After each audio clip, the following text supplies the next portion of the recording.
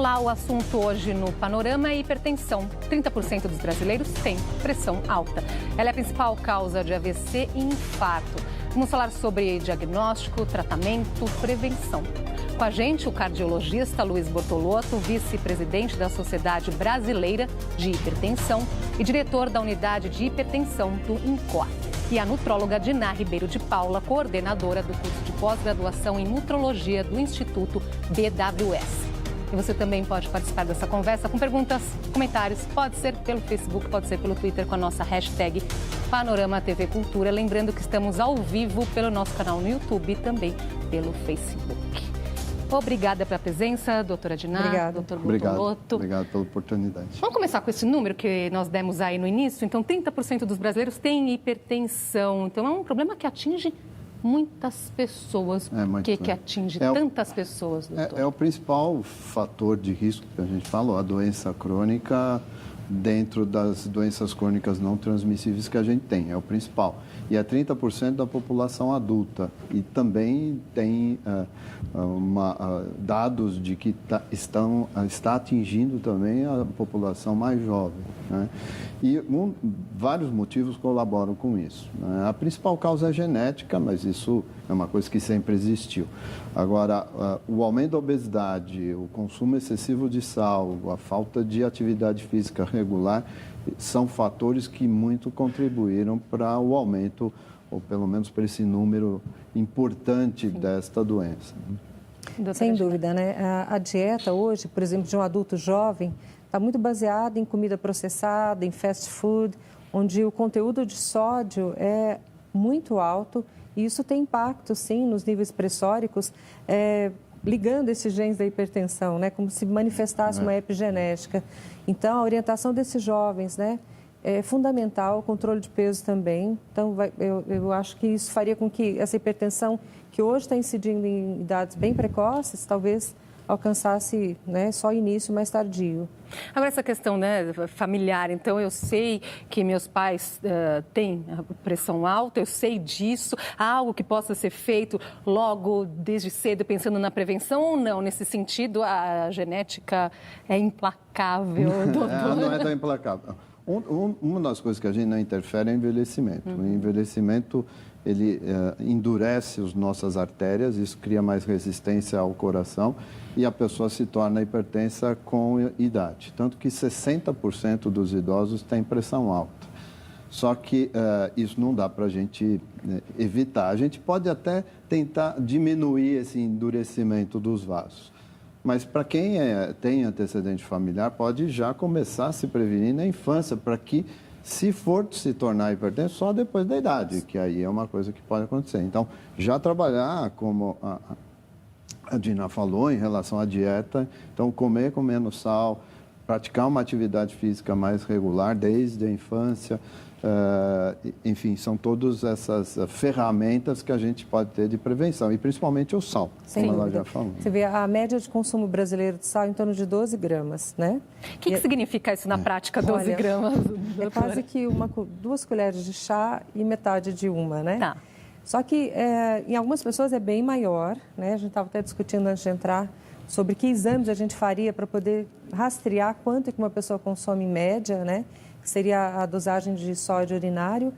Mas o que é importante, eu acho que tem que ter todas as campanhas mesmo de conscientização, principalmente nas camadas, assim, na infância. Você vê o lanche escolar hoje, é péssimo, é muito rico em sódio.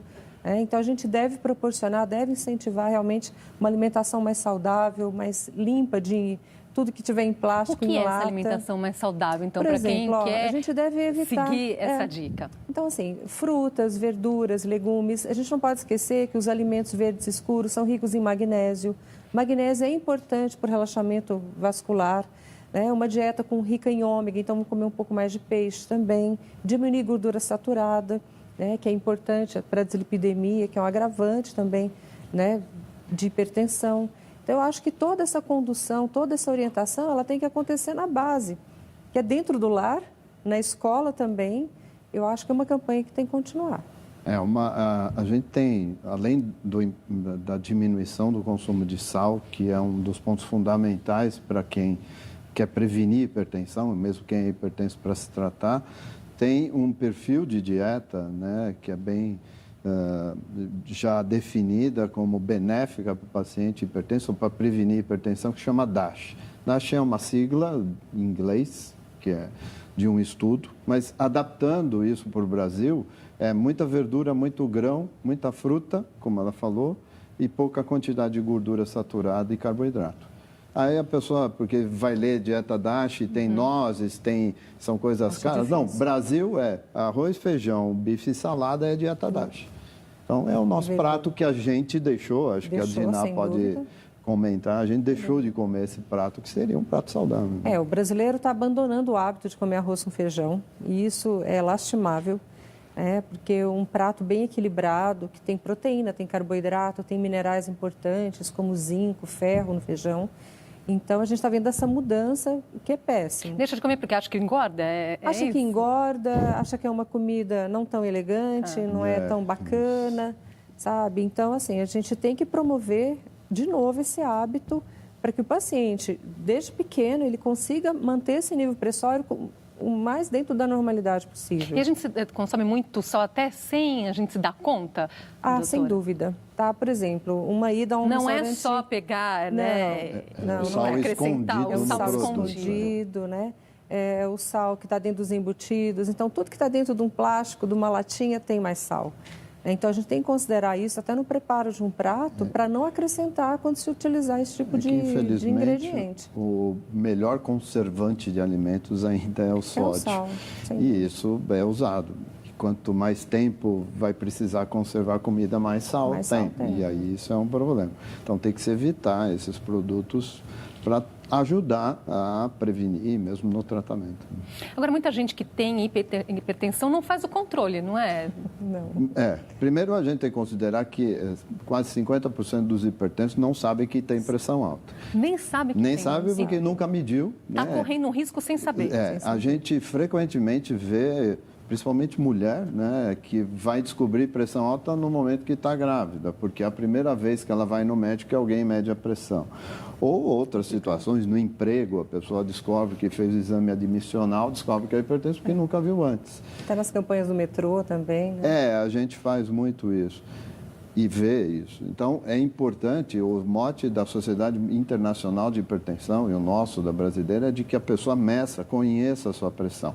A partir daí, e aí vem para o que você perguntou, depois que sabe que é hipertenso, é tomar medicação, desde que orientado pelo médico, fazer a dieta, enfim, física, os hábitos saudáveis de vida e seguir corretamente. Mesmo quando faz isso, e como você falou, no Brasil a gente tem em torno de 20% de hipertensos só controlados. Por que não controla? Porque não tem acesso à medicação ou não toma porque tomar remédio todo dia é ruim. Eu acho que eles subestimam também, né? Isso. Eles acham que só tomando um comprimido por dia vai estar tudo resolvido, né? Então, toda a outra parte do trabalho que deveria ser feita com cuidado nutricional, com atividade física, eles não fazem. E assim, eles têm muita dificuldade. Toma remédio, agora está normal a pressão, vou parar. E aí para. E então isso contribui para essa falta de controle. Eles esquecem, né, que a hipertensão é uma doença crônica que tende a agravar com a idade e ela tem que ser acompanhada para o resto da vida desse paciente. Então, esse tratamento é para o resto da vida. É vitalício. É vitalício, mas tem que considerar que fazendo o tratamento você diminui a chance da pessoa ter um AVC e um infarto. Diminui em quanto, doutor? Diminui Fazendo bastante. o tratamento corretamente. 60% a 70% reduz a chance do AVC e 40% do infarto. Então, é uma redução do porquê tratar. Que tem impacto não só individual, né, a pessoa que está se tratando, mas em termos de gestão de saúde, porque você diminui a internação por AVC, pelo infarto, enfim. E o que é interessante, mesmo que se alcance 100%, o restante que está dentro da possibilidade de ter uma patologia, né, de ter um derrame ou ter um AVC, a gravidade vai ser menor também. Sim. Então, tem que continuar tratando. Eu vou aproveitar para chamar a nossa enquete de hoje. Você faz check-up todos os anos? Sim ou não? Acho que isso vai muito nesse sentido aí, das pessoas que não sabem, não é, doutor? Isso mesmo. Porque não tem sinais, é isso? Quais os sinais? Tem algum sinal, hipertensão, para ajudar um pouquinho as pessoas? 90% são assintomáticos. Então, por isso que a gente insiste. O único jeito de saber é medir. Né? Aí mede, mas tem um jeito certo de medir, com um profissional de saúde adequado, porque a gente vê aí na rua, a pessoa pega lá, mede de qualquer jeito. Isso é um alerta, mas tem que ir no profissional de saúde, pode ser enfermeiro, pode ser um médico, numa posição sentada, quietinho, enfim, tem todo um padrão para se medir. E aí, sim, faz o diagnóstico. As pessoas já estão interagindo aí sobre check-up. O Aguinaldo está contando aqui que tenta fazer a cada 2 anos. Tem o que é ideal? Né? Como que é isso? Precisa saber a idade dele, enfim, porque pessoas jovens podem até ser de 2 em 2 anos, desde que não tenha antecedentes na família, etc. Mas acho que é anual, né? O anual é o ideal. O anual é o...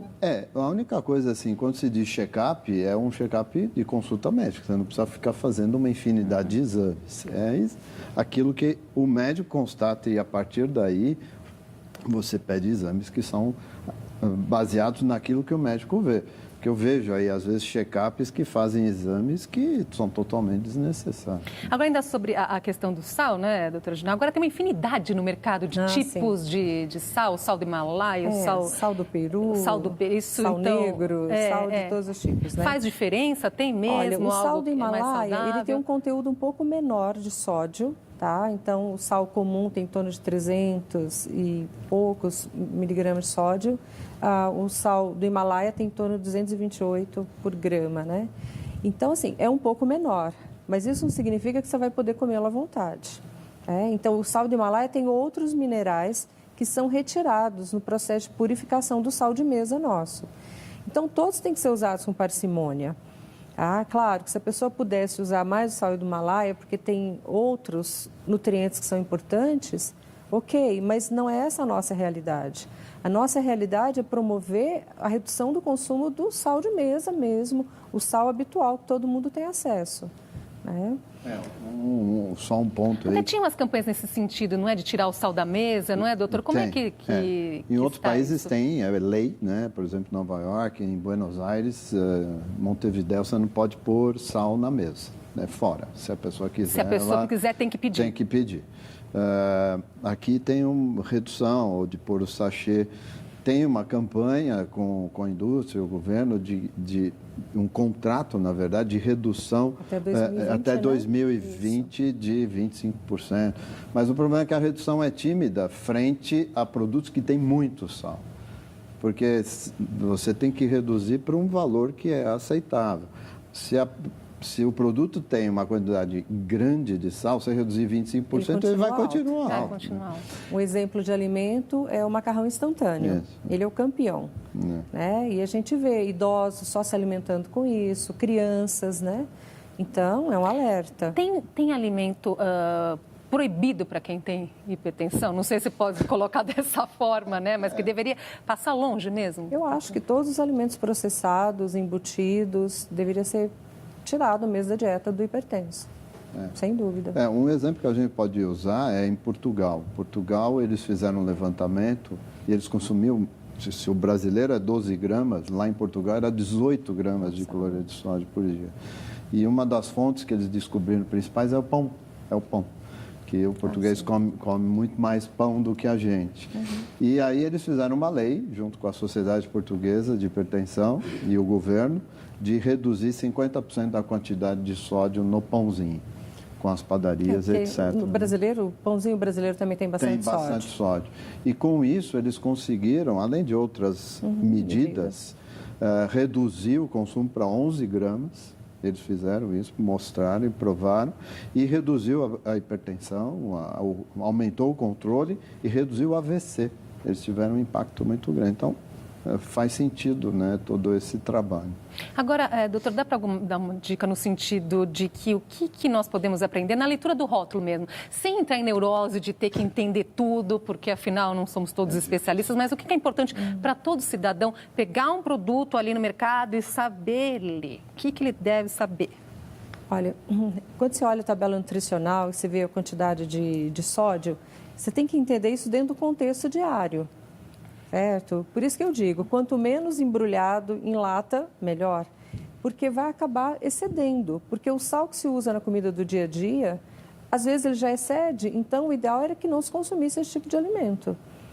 porque vai passar sempre da medida. Porque não é só esse, ele vai associar num refrigerante que tem bastante sódio, ele vai acabar agregando sódio numa batatinha, né? Então, o ideal realmente é fazer trocas por alimentos frescos. Em vez de comer um doce ou uma bolacha de água e sal, por exemplo, come uma fruta. Então, você vai fazendo trocas que, no final do dia, reduzam o seu conteúdo de sódio ingerido.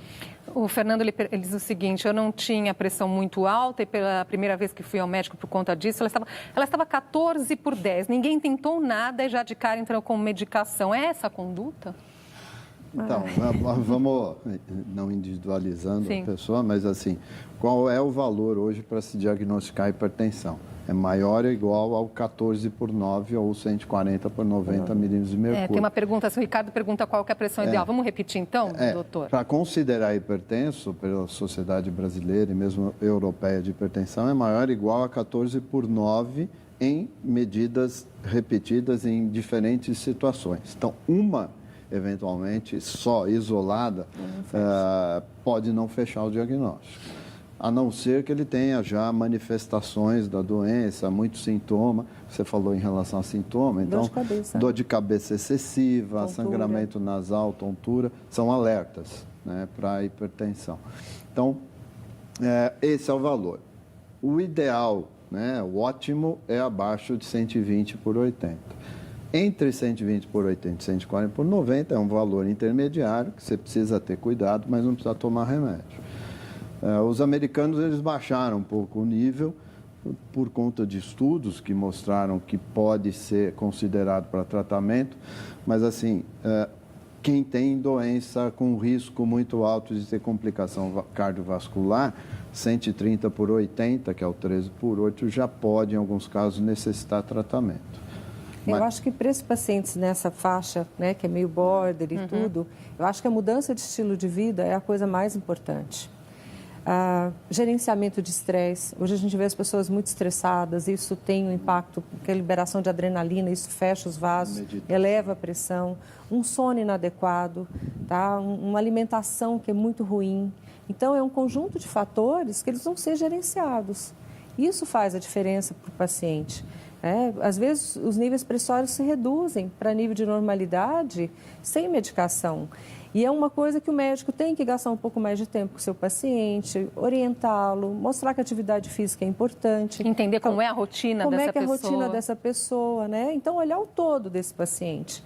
Às vezes, mudando isso e promovendo o estilo de vida melhor, os níveis pressóricos abaixam. Eles podem reduzir. É só considerar que realmente esse tipo, isoladamente, né, de mudança de hábito de vida, vai ter um impacto numa população hoje cada vez menor. A grande maioria vai precisar de medicamento além disso. Mas isso não precisa só fazer. Mas isso precisa fazer. Fazer uma pausinha, tem outras perguntas aqui chegando que eu vou ler na volta. Até já.